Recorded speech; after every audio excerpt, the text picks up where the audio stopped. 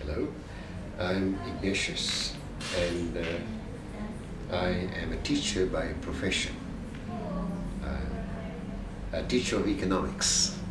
That is, my qualification is in economics. Some 17 or 18 years ago, I stumbled on A Course in Miracles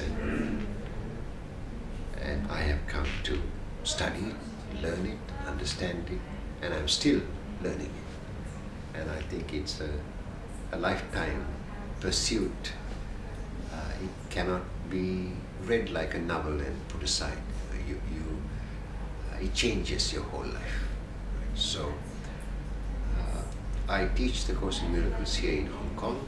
I have been teaching it since I started studying it, because I started talking about it. And as a result, some of my friends got interested in it. And I live in Australia, and I'm here for a short time. And I expect to go back. And my aim is to study the Course in Miracles from a philosophical point of view. If you do a little background reading about the Course in Miracles, it was started by two university intellectuals. And one of the remarks made by Helen Schucman, who actually wrote the Course in Miracles, was that she received something that was intellectually stimulating, and that attracted me.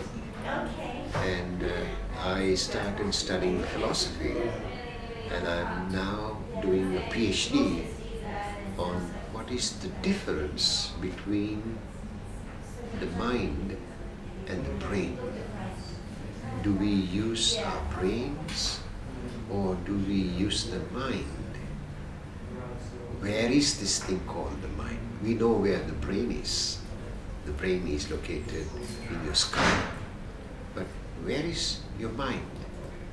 And the Course in Miracles will help you to understand where to find this mind. Thank you.